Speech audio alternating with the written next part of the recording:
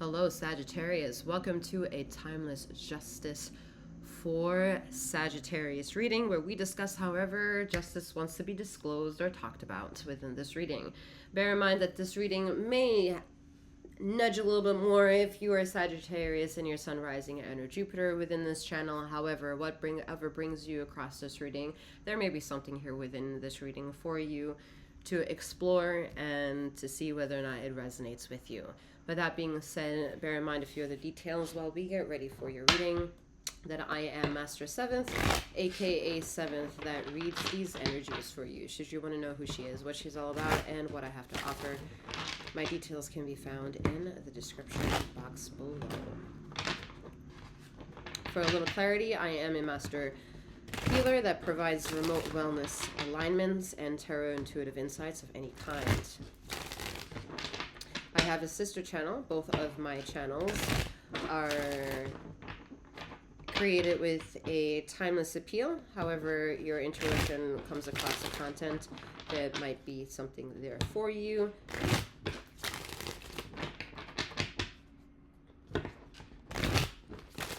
And most importantly, remember, this is not a one-to-one reading. This is a general collective insight. Use your discernment to take all of that which belongs to you as you leave the reading behind. And may what isn't yours stay behind as well. All right, Justice for Sagittarius reading. Queen of Swords. Okay. You need to work on your third eye. Some of you may need to become a bit more knowledgeable about what it means when someone talks about the third eye. A lot of you are going to then be ricocheted with other fucking energies of dialogue of how the third eye is woo-woo, Illuminati, and terrible, and speaks back to you, and voices, and psychotic, and all that jazz. And what an irony to hear the words all that jazz, because exactly in music is where the truth will lie, in the pudding. Okay?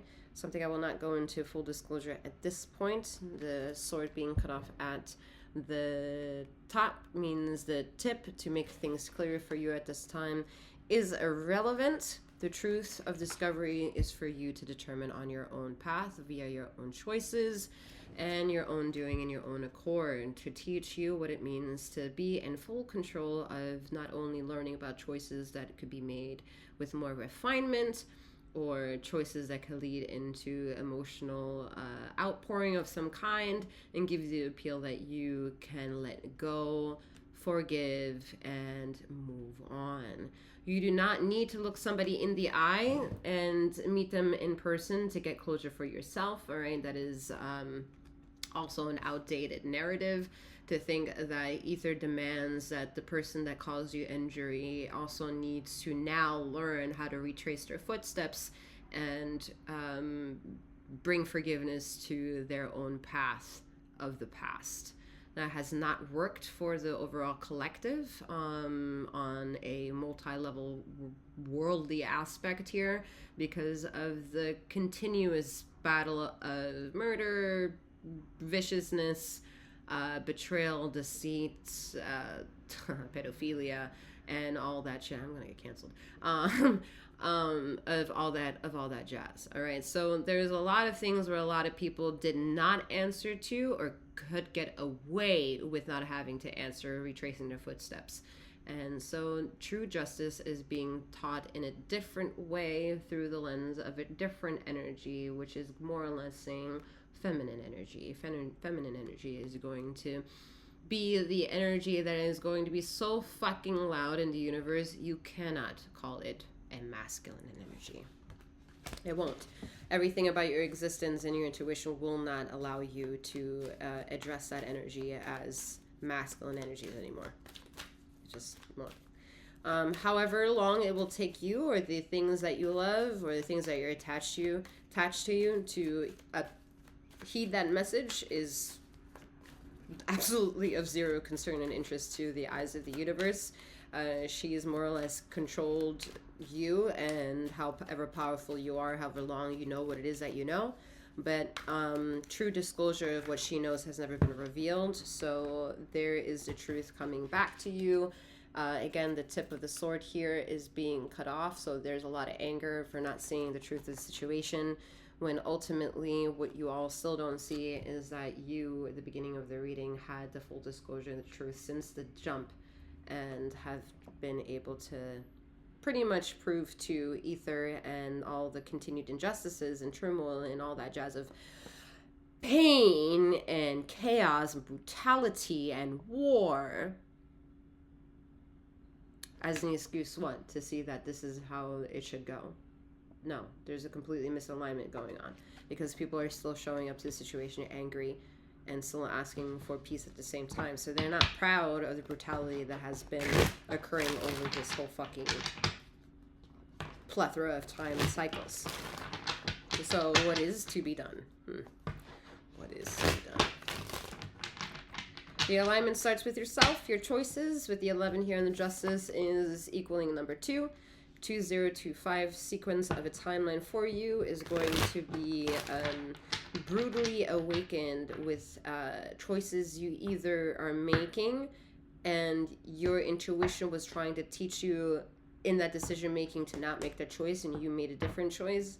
That decision on that choice, and that more or less being not the quote-unquote best decision to make, is going to slap back with such an intense pushback that unfortunately you won't also, it's not about regret or guilt, because again, regret and guilt still got us into a mess of collective war and treachery. Okay, so those basic variables is what you think should be triggered when you get pushback or consequences for your action, like going to jail and shit like that. Also, not very interesting for the Ether. All right, there are a lot of people that are innocent in jail, and the people that should be in jail aren't in jail. All right, the people that got to jail and accused of other people's shit and mockery, it has been convoluted in the system. All right, so is that justice? No. Is it even law and order? Nope. So how far do we need to go into integrating ourselves to get justifiable, true law and order? And some of y'all are like, well, we gotta vote on it. Ugh. See you later. Put the reading down. Come back later. Not the message. That's not the radio wave.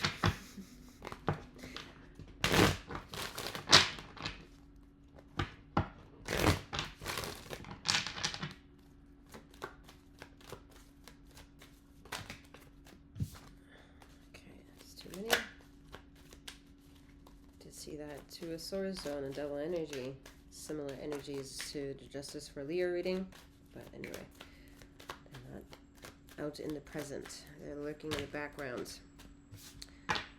Deep emotions that we're too blinded to pivot away from and maybe look in a different direction.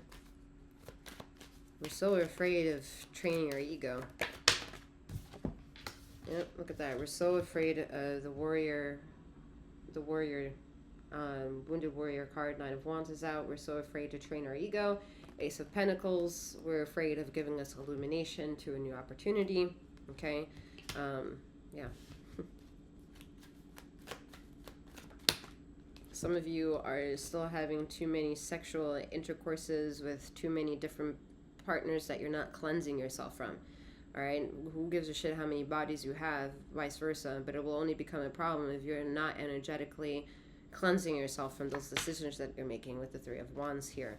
You're anticipatory of something to return. At the same time, if you need further boosting and confirmation that something needs to be in alignment or needs to validate your decisions, you're not understanding how tarot can't define that for you.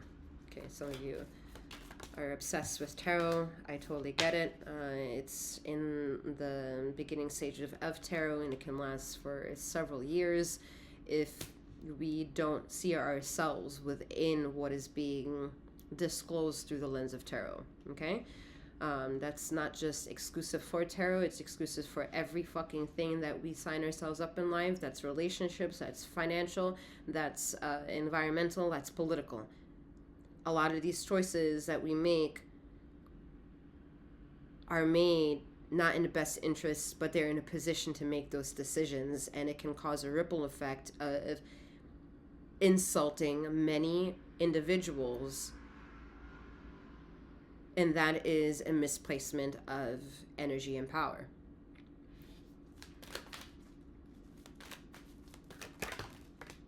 Yeah, that's a misplacement of energy and power here. The Hermit and the what is that? The World card.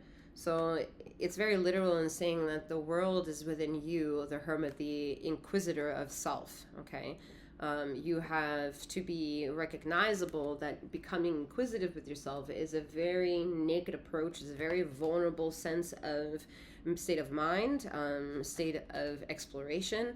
There's usually nothing within that feeling, and that is what causes an individual to possibly be triggered within a fight or flight moment within themselves, and not being able to condition it wisely or safely within the vastness of, let's call it, darkness, is exactly why it's sad to see the denomination of everyone not understanding how important it is to include shadow work in the decisions of life. And that means disciplining your own ego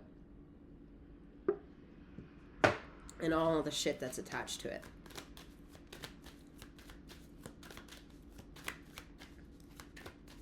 Okay. Slap. All right, the Empress, the King of Cups, and the Six of Swords. Okay, so a lot of you have figured out something of value with utilizing perhaps something like tarot or coping skills or a good book or a good relationship or a good location that you like to return to, and to practice a relationship with what we as human might define as emotions. All right, we come as a vessel, and we understand that as a vessel, maybe we are the cup. Okay, and as a cup, we are capable of having a relationship with external sources of any denomination speaking back to us, or it being a human or a living thing, and we become reactionary to it. And if we look closer, maybe a plant will become reactionary to us, live in our living space. If it likes our environment, if it likes the way that we live, will it bloom? Do we water it enough? Or it's the same thing to be told in relationships, whether you're the creator of a person and that's a child, an adoptive one, or a living thing, a conscious being, an ant, fucking grass at this point, the sky, the mountains, okay, fucking dog, a fucking cat, like a horses, anything, absolutely anything. You get the point here? All right, so wherever you are in this perspective of multifaceted ways of becoming a reactionary or curious about something, are all aspects to a wavelength that takes time to create a space for itself to allow you to swim in it nakedly and however you want. Okay, that's more or less being created in the womb of mother. All right, mommy dearest creates a safe environment for something vulnerable yet powerful to just get jiggy with it and just get creative, you know? Maybe they punch a little bit and reactionary into the world outside of themselves, while still not having breath and being an independent source. They're very much reactionary within the source. And that is where universe wants you to have a better, closer, harder, deeper, vaster, sincere, logical look via not only your choices, but the lens of the mirror that's perhaps in your mirror, in your bathroom right now. In your mirror on the wall. All right.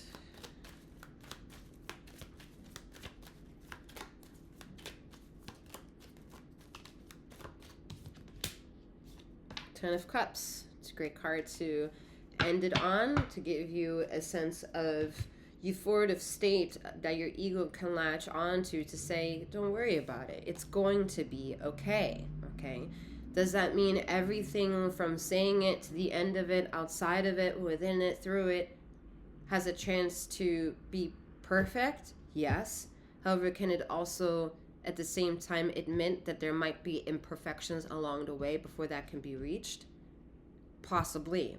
And since both are in existence, they both play a vital role to balancing themselves out and offering a state of rejuvenation and you can safely arise to. And while you arrive to it, understanding that not only are you grounded through the whole experience, but you're bringing the sense of worthiness to your emotional aptitude and emotional intelligence that also offers itself sustainability of wellness, starting with you, one singular aspect of the time of the clock, one step at a time. That's the message. All right. With that being said, I'm wishing you a wonderful morning, noon, or night, wherever you are in the ether of this time and space. And may you keep flowing, growing, and glowing. Take care.